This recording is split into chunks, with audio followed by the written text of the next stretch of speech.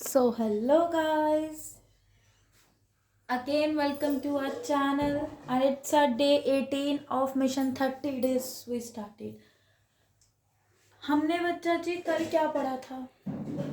पढ़ने से पहले I want to greet you all. Hope you all are doing very great, happy. पढ़ रहे हो, खा रहे हो, पी रहे हो, मज़े में हो, ऐश कर रहे हो और पढ़ो यार, पढ़ना तो है.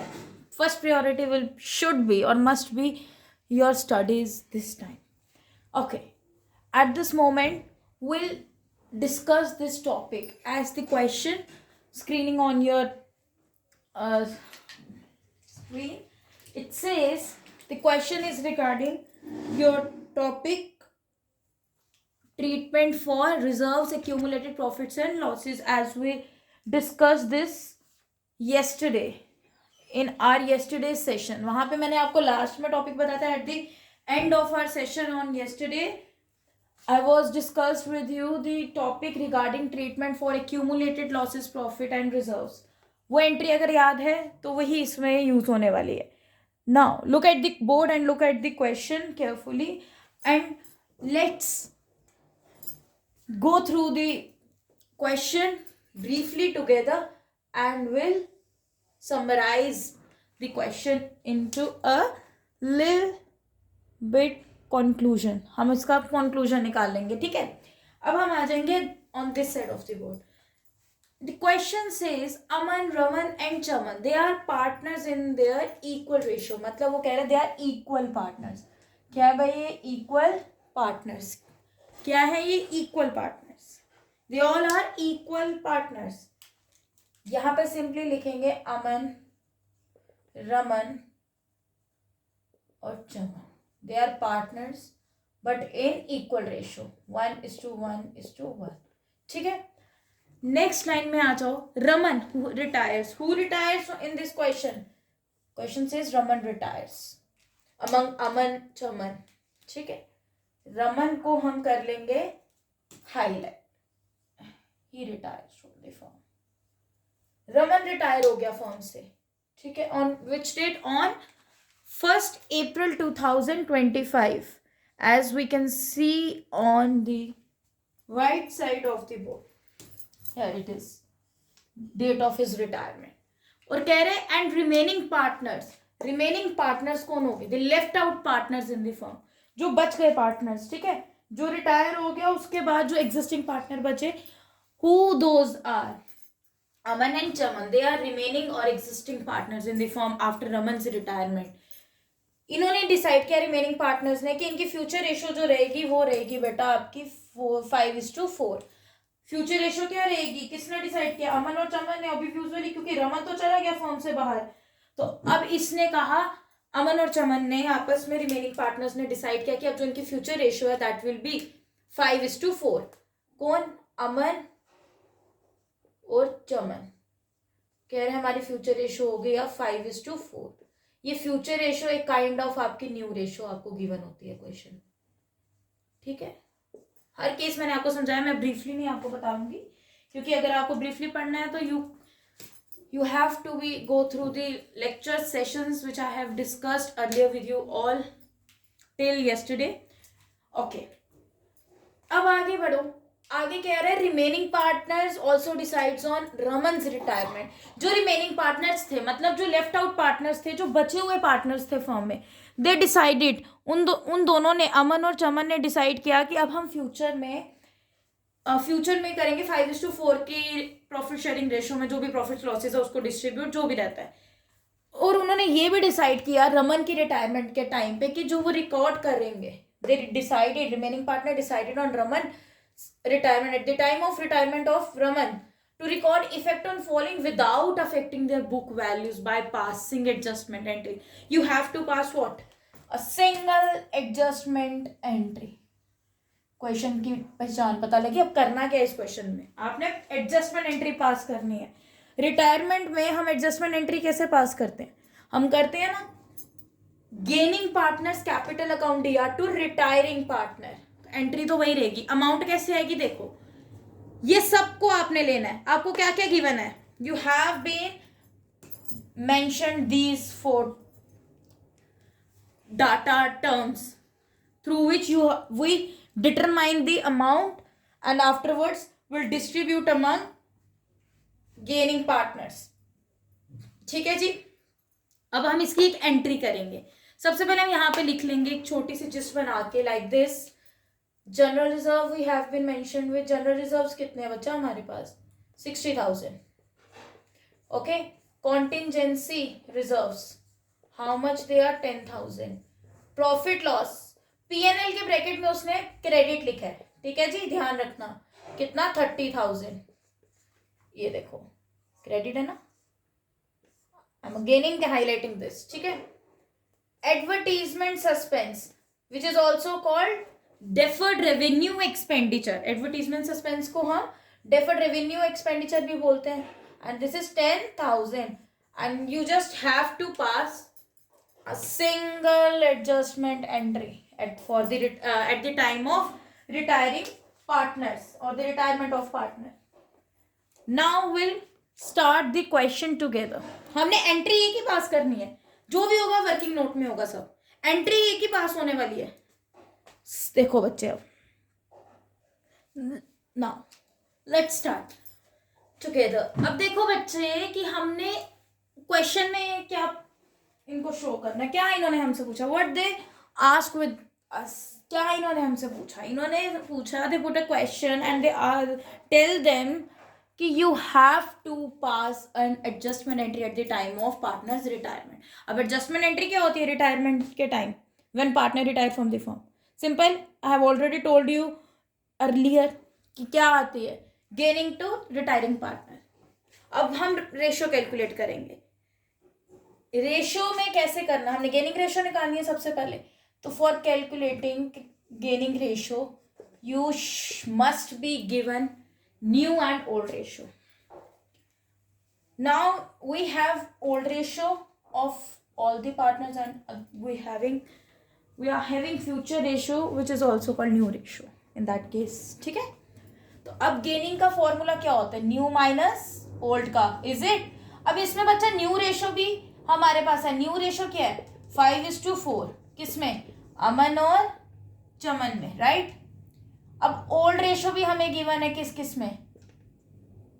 इक्वल रेशियो है. ये किस किस की है? अमन, रमन और चमन की. Is it?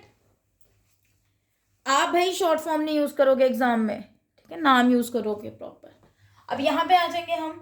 Now will have to calculate gaining ratio of partners. अब हमने सिंपली क्या करना है, यहाँ पे लिख लेना है गेनिंग किस किस की निकलेगी. वही जो एग्जिस्ट कर रहे हैं, जो रिटायर हो गया उसकी थोड़ी निकलेगी. जैसे सैक्रिफाइसिंग निकलती है, जो सैक्रिफाइस कर रहे हैं, जो न्यू पार्टनर को दे रहे हैं. तो अब रिटायरमेंट में गेनिंग वाले पार्टनर्स को मिलेगा ना. वो रिटायरिंग वाला देगा तो वो गेन करेंगे, तो सिर्फ उनकी होगी एग्जिस्टिंग रिमेनिंग की, विच इज अमन एंड चमन की निकलेगी गेनिंग रेशियो. न्यू कितनी है इनकी? 5/9, 4/9. ओल्ड आ जाएगी 1/3 एंड 1/3. यहाँ तक किसी को डाउट है? If yes then kindly let me know in the comment section. I definitely clear your every doubt. Just simply took a LCM for both the calculations. 9 and 5 -3, 4 -3. Is it? 2, 9, 1, 9. Gaining ratio क्या आई?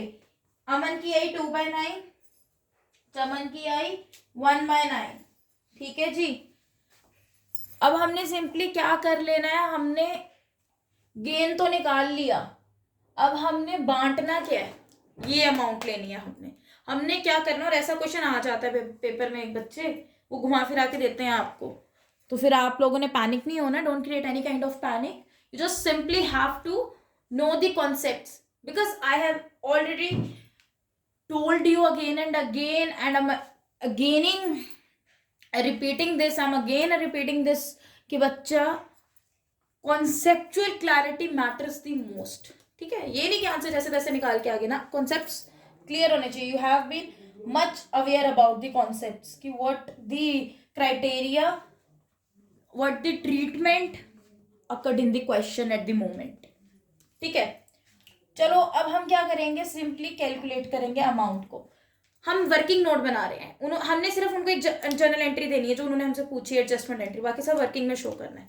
अब आपके point of view से मुझे बताओ journal entry क्या बनती, ये इनकी कल पढ़ाई थी मैंने आपको, इफ यू रिमेंबर सभी रिजर्व्स डेबिट हो जाएंगे, प्रॉफिट लॉस क्वेश्चन पे डिपेंड होगा, ब्रैकेट में क्रेडिट होगा, एंट्री में डेबिट होगा, ब्रैकेट में डेबिट होगा, एंट्री में क्रेडिट होगा। एडवर्टीजमेंट सस्पेंस जिसको डेफर्ड रेवेन्यू एक्सपेंडिचर बोलते हैं वो क्रेडिट होता है हाँ या ना, होता है ना। तो मतलब आपने सिंपली लिखना है वर्किंग नोट में जनरल रिजर्व, अपनी नॉलेज के लिए लिखना है, जनरल रिजर्व को हम डेबिट करते हैं, फिर हम कॉन्टिजेंसी रिजर्व्स को भी डेबिट कर लेते हैं, फिर हम प्रॉफिट लॉस क्रेडिट का दिए तो हम डेबिट करेंगे एंट्री में, ठीक है। ये क्वेश्चन पे डिपेंड रहेगा जो बैलेंस गिवन होगा, सॉरी ये आपको क्रेडिट गिवन है ना, I think you just have to, ठीक है। To advertisement suspense, to advertisement suspense account जिसको डेफर्ड रेवेन्यू एक्सपेंडिचर भी बोलते हैं, टू व्हाट, टू सभी पार्टनर्स, अमन रमन चमन, अमन रमन चमन, ठीक है जी, हाँ या ना, यहां तक समझ आया आप लोगों को। ये करते हैं हम एंट्री, बस अब आपने याद रखना है, सिर्फ वर्किंग नोट बता रही हूं मैं भी आपको, वर्किंग नोट के लिए ये आना सब आ रहा है, ये सब मतलब अब हमने करना क्या, अमाउंट को कैसे कैलकुलेट करना है ये आप यहाँ पे याद रखोगे। यहाँ पे आ जाओ, जो अमाउंट अब आपकी डिस्ट्रीब्यूट होगी पार्टनर्स को उनकी गेनिंग रेशियो में एडजस्टमेंट एंट्री में जाएगी, वो अमाउंट आपने कैसे कैलकुलेट करनी है। आपने यहाँ पे सिंपल लिखना है बच्चा, कैलकुलेशन ऑफ नेट इफेक्ट या नेट इफेक्ट कह लो या अमाउंट ऑफ एक्यूमुलेटेड प्रॉफिट्स और लॉसेस ट्रांसफर, ठीक है, ठीक है जी। अब और आपको एंट्री तो बेशक चल गई पता, अब आपको उसको कैलकुलेट कैसे करना अमाउंट को वो भी पता होना चाहिए, you have to be aware about that, ठीक है। अब हमने सिंपली बच्चा जी करना क्या है, देखो यस,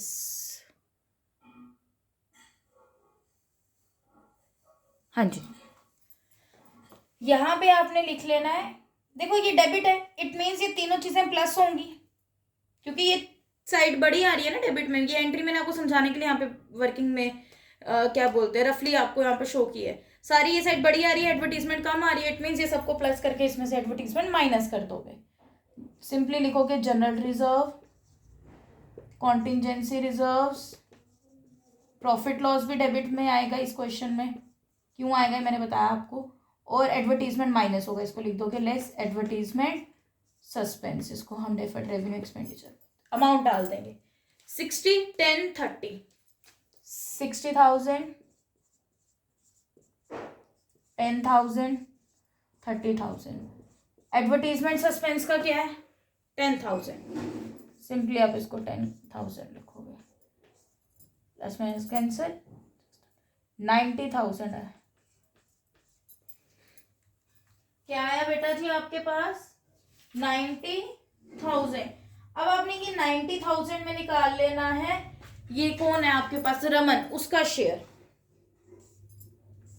ठीक है। 90,000 में किसका शेयर निकालोगे रमन का, यहाँ पे आप लिखोगे सिंपली, ये यहीं पे आपको ऊपर ही शो कर दूं रमन का, रमन का कितना है 1/3 था, रमन कितने से रिटायर हुआ था बेटा, रमन जी हुए थे रिटायर हमारे 1/3 से, ठीक है जी 1/3, ये चीज का ध्यान रखना, मैंने 1/3 कहाँ से उठा के लिया, ठीक है जी, क्योंकि कुछ बच्चे ना पैनिक क्रिएट कर देते हैं कि बोलती कुछ है मैडम लिखती कुछ है, तो I don't want that kind of chaos और कंफ्यूजन इन यू ऑल, ठीक है। अब देखो 1/3 हमने सिंपल निकालना है, रमन शेयर नहीं कह सकते आप, ये सिंपली आप ऊपर ही लिख लो, नीचे क्या लिखना है, नीचे ना लिखो, आपका काम थोड़ा आसान करते हैं। अब एंट्री क्या आनी चाहिए, गेनिंग टू रिटायरिंग पार्टनर ना, तो कब रिटायर हुआ था 2025 अप्रैल 1 को हुआ था, ठीक है। यहाँ पे लिखोगे आप क्या, गेनिंग टू रिटायरिंग पार्टनर, कौन गेन कर रहा है, अमन चमन गेन कर रहा है, अमन्स कैपिटल कुछ नहीं था, फिक्स फ्लक्चुएटिंग तो कैपिटल लिखोगे, करंट कब लिखोगे आपको पता है, मैंने आपके साथ डिस्कस किया हुआ उसमें briefly, to what to Raman's retiring partner, capital account. ठीक है जी। अब पैसा कैसे आएगा? जो 90,000 यहाँ पे कैलकुलेट किया उसको पहले रमन को बांटोगे 1/3। ठीक है, यहाँ पे लिखोगे आप 90,000 इंटू 1/3 था रमन का, कितना आ गया? 30,000। 30,000 राइट बेटा। सिंपल है, जैसे एडमिशन चैप्टर में हम करते थे ना कि न्यू पार्टनर का शेयर निकालते थे फर्म, जो भी गुडविल आती थी, और वो गुडविल फिर बांटते थे फर्दर एग्जिस्टिंग ओल्ड पार्टनर्स को। इसमें भी वही है, रिटायरिंग पार्टनर का शेयर निकालोगे फर्म में और जो आएगा वो फर्दर बढ़ जाएगा उनको, किनको? गेनिंग पार्टनर्स को इन देयर गेनिंग रेशो। कौन सी रेशो? गेनिंग। क्या है इनकी गेनिंग रेशो? 2/9 एंड 1/9। क्या बच्चा? 2/9 एंड 1/9। Wait a minute. अब आप इसको कैसे लिखोगे? 2/9 करके, या क्या था ये? 2/9 है, 2:1 कर ले इसको। ठीक है, मतलब 30,000 का 2/3 का शेयर जाएगा अमन को और 1/3 का जाएगा चमन को, which is 10,000। Being what? Being क्या लिखोगे आप बच्चा? एडजस्टमेंट एंट्री पास्ट लिखोगे सिंपल, और क्या लिखोगे? एडजस्टमेंट एंट्री पास्ट या एडजस्टमेंट मेड या जो भी नेट इफेक्ट जो भी लिखना चाहते हो, बट नरेशन मस्ट है बच्चा, नरेशन लिखनी है। And here is your topic ends. यहाँ तक किसी को डाउट है टिल दिस, कृपया करके बताएं हमें कमेंट सेक्शन में, अदरवाइज हम आगे बढ़े फिर। हाँ जी बच्चे, यहाँ तक कोई डाउट है? नहीं है? चलो फिर तो बहुत अच्छी बात है, आप लोग तो मैं कहूँ मेरे से भी ज़्यादा इंटेलिजेंट हो गए हैं। चलो अच्छी बात है। रीवैल्यूएशन की एंट्रीज तो आती है ना करनी है आपको sorry for the inconvenience. Revaluation की एंट्रीज तो आती हैं आपको। वो सिंपल है, जैसे रिवैल्यूएशन अकाउंट बनता है, जो डेबिट वाली साइड है 2 को 2 में रहने दोगे, डेबिट वाला एंट्री में क्रेडिट हो जाएगा, क्रेडिट वाला एंट्री में डेबिट हो जाएगा, वो बाय बन जाता है उधर जाके, दैट्स इट। वो सब आता है आपको। मैं सिर्फ आपका मेन पोर्शन कवर अप कर रही हूँ। आपको एक वो कहते हैं ना क्विक रिविजन देनी होती है, ये मैं वो चीज कर रही हूँ, आपको क्विक रिविजन दे रही हूँ। आज बच्चे जी हमने अब पहुंचना है डेथ चैप्टर पे। चलो इकट्ठे पहुंचते हैं डेथ चैप्टर पे। अब पार्टनर एडमिट हो गया, पार्टनर रिटायर भी हो गया, अब पार्टनर को अलविदा कह दो। कह दें अलविदा पार्टनर को? चलो मिलके कहते हैं। डेथ हो गई बच्चा, अब पार्टनर की क्या हो गई? डेथ। अब पार्टनर हमसे विदा लेके जा चुका है। चलो कम टू द पॉइंट, अब मजाक छोड़ो। ले लो बच्चा स्क्रीनशॉट ले लो। First of all it's mandatory. Okay done with the screenshot. चलो आगे बढ़े, मूव अहेड।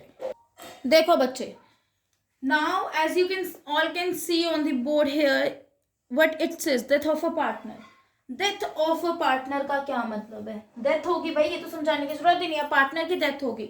देखो बच्चा, जब एडमिशन हो रही है पार्टनर की, कोई नया पार्टनर फॉर्म में एडमिट हो रहा है, उसकी एक डेट फिक्स होती है।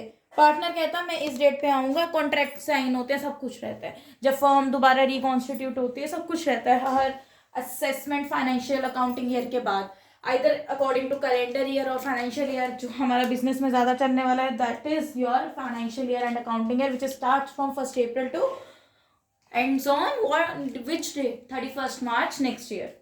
ठीक है, तो अब इस केस में ये कहता है कि जब देखो एडमिशन की डेट हो गई फिक्स की, मैंने पार्टनर ने कह दिया मैं फलानी डेट पे आऊंगा फॉर्म में, जो भी डेट है फिक्स होती है।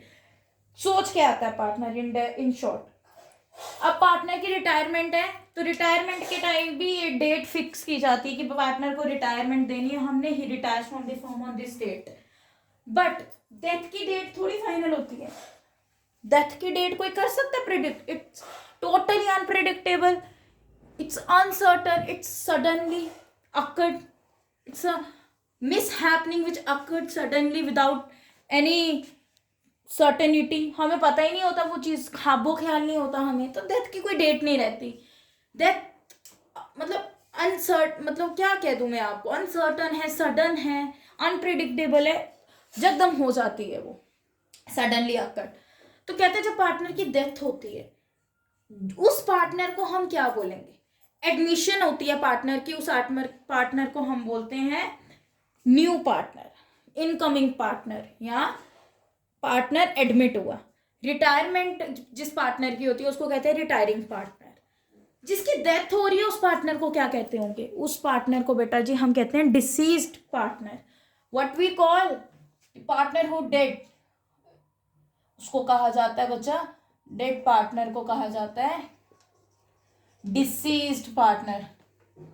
कौन सा पार्टनर? Deceased partner. ठीक है जी, डिसीज्ड पार्टनर। अब आपको डिसीज पार्टनर का तो पता लग गया कि कौन होता है डिसीज पार्टनर, हु डाइज, जिसकी डेथ हो जाती है फॉर्म से। अब इसी का अकाउंट बनता है डेथ चैप्टर में। डेथ चैप्टर में डिसीज पार्टनर का कैपिटल अकाउंट बनता है और एग्जीक्यूटर अकाउंट बनता है। ठीक है, अब डिसीज पार्टनर का जो कैपिटल अकाउंट होता है वो सब कुछ सेम है। आपको पता होना चाहिए, जो अभी स्टार्टिंग से आपने पार्टनरशिप पढ़ी, आपको पता होना चाहिए कि पार्टनरशिप में पार्टनर्स के कैपिटल अकाउंट कैसे बनते हैं, क्या डेबिट में जाता है क्या क्रेडिट में जाता है जो पार्टनर्स के कैपिटल अकाउंट में। वैसे ही रहेगा सब कुछ। डिसीज पार्टनर का अकाउंट भी वैसे ही बनेगा जैसे नॉर्मली पार्टनर्स का कैपिटल अकाउंट बनता है। ठीक है, एक अकाउंट बनता है, बस इसमें ये रहता है आपको, वो कह सकते हो ऑफ थोड़ा सा फ्री हो रहते हो इसमें आप, थोड़ा सा आपको ना बर्डन कम होता है इसमें। सिर्फ आपने एक ही पार्टनर का अकाउंट बनाना होता है, who dies, which is deceased partner. Deceased partner का कैपिटल अकाउंट बनता है, executor that's it according to death of a partner. आज मैं आपको फॉर्मेट बढ़ाऊंगी डिसीज पार्टनर का, कल हम इसका एक क्वेश्चन करेंगे। ठीक है, almost your partnership ends. Format किसका? Deceased partners capital account. ये आपको बोलेंगे बकायदा क्वेश्चन में, जैसे इन्होंने मेंशन करा होता है ना क्वेश्चन में कि फलाना पार्टनर रिटायर हुआ, फलाना पार्टनर एडमिट हुआ, वैसे ही आपको मेंशन रहेगा कि ये वाला पार्टनर की डेथ हो गई है फर्म से, and you have to prepare maintain accounts of deceased partner as well. ठीक है जी, सिंपल सा है। I am just taking your 5 to 10 minutes right now. Afterwards we'll wind up today's session. I will not wanna to take yours that much time, क्योंकि मैं हमेशा कहती हूँ पढ़ाई बच्चा कंटिन्यूसली 1 घंटा ही पढ़ सकता है, किसी से तो वो 1 ही घंटा पढ़ सकता है, ये मैं आपको श्योरिटी से कह रही हूँ। जब सेल्फ स्टडी की बात, I am not talking about self study बच्चा कर लेता है मजे मजे में, ठीक है, आधा 1 घंटा 2 घंटा।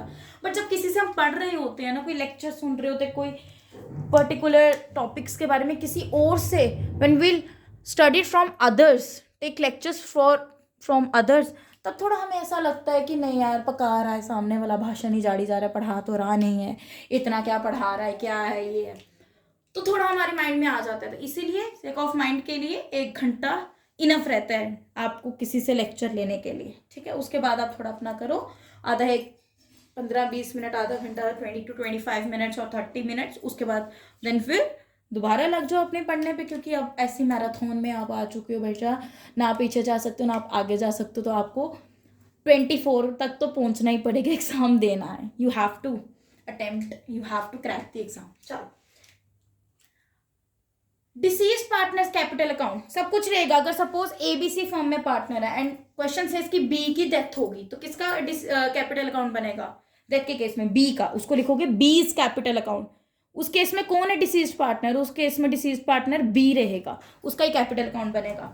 सिंपली आपने इस साइड पे आ जाना, आपने लिख लेना है by balance brought down. By balance brought down, जितने बैलेंस होगा वो यहाँ डाल दोगे, ये आपकी एग्जिस्टिंग कैपिटल है जो आपको गिवन रहेगी क्वेश्चन में। ठीक है, फिर आपके पास पार्टनर को आईओसी मिलता है, इसको पार्टनर्स को जो भी है सब कैलकुलेशन वैसी रहेगी। इंटरेस्ट ऑन कैपिटल अकाउंट यहाँ पे आ जाएगा, अगर इंटरेस्ट ऑन ड्राइंग्स है तो यहाँ पे आ जाओगे, कैलकुलेशन क्राइटेरिया सारा स्टेप्स मेथड स्ट्रैटेजी सब सेम रहेगी।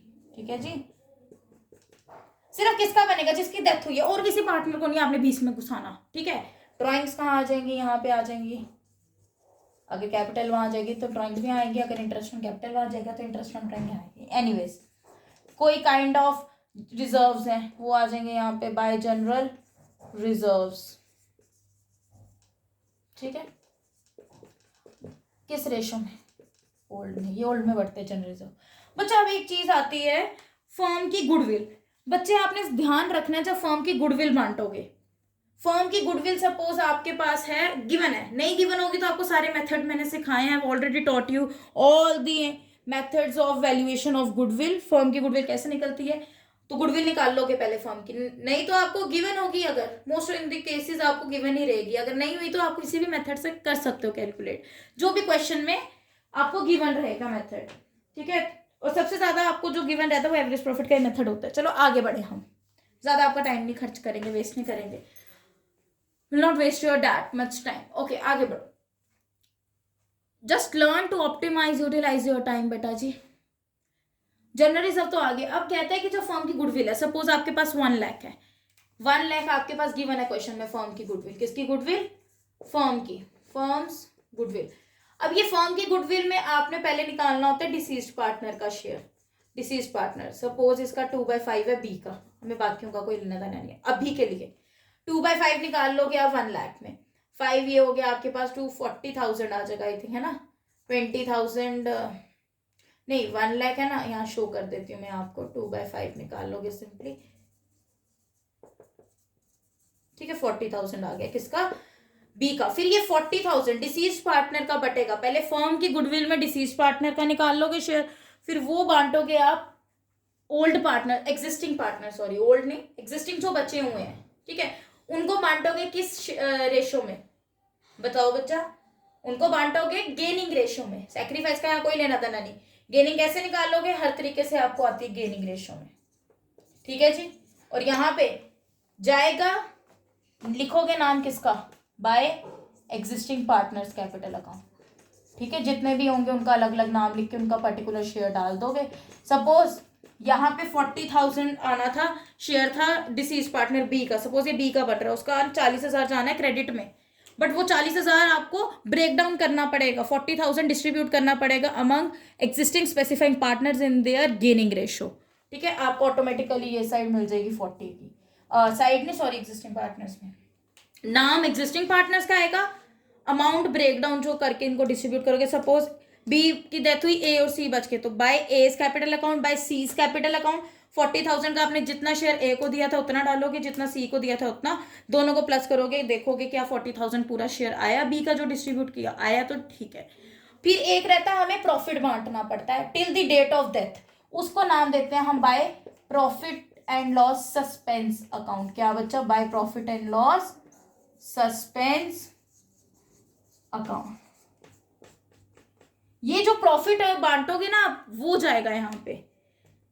फिर उसके बाद ज्यादातर तो कुछ नहीं आता, बाकी वही सैलरी कमीशन अगर कुछ है तो वो भी आपको पता है कहाँ जाती है, पार्टनर्स कैपिटल में on the credit side, this side.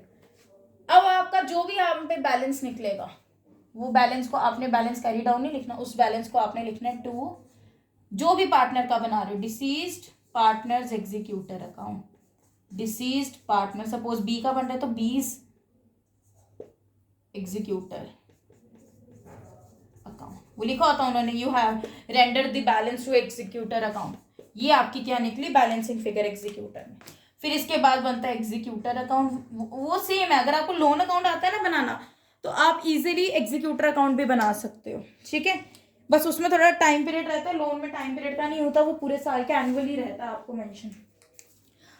यहाँ तक किसी को डाउट है, एग्जीक्यूटर में बैलेंस जाएगा बच्चा, मैं बार बार बोल रही हूँ, एग्जीक्यूटर में मैंने यहाँ आपने कोई और अमाउंट नहीं डालनी, वो बैलेंसिंग फिगर के लिए नाम यूज़ किया गया executor. So guys that's all for today.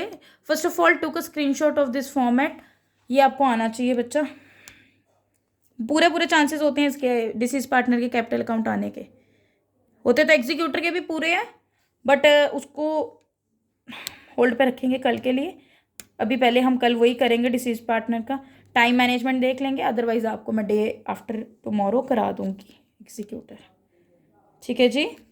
So that's all for today guys, hope you all understood my each and every point positively, and if anyone facing any kind of doubt or deviation in today's lecture or session, then kindly let me know in the comment section, I will definitely clear your each and every doubt. Till that, do subscribe, share, like, comment, and do support, keep supporting, press the bell icon, so then you will never ever miss any kind of recent updates. Stay tuned guys, that's all for today, will meet on tomorrow.